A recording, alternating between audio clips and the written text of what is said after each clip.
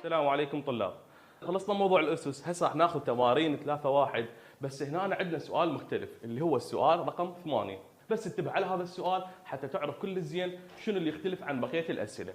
هنا ايش منطيني؟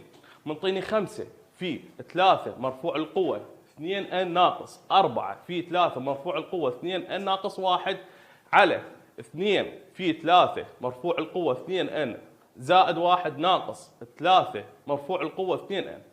هنا بالسؤال شو يقول لك؟ يقول لك اثبت انه، يعني يريد هذا المقدار كله ايش قد يساوي؟ يساوي 11 على 15. بس انتبه علي واعرف كل زين بهيك حاله شو تسوي؟ دائما اذا تلاحظ هنا ايش عندنا عمليه طرح، وكذلك هنا بالبسط وبالمقام. احنا الاسئله السابقه اللي اخذناها كانت دائما بيها شنو؟ بيها يا اما ضرب يا اما قسمه، فحسب القاعده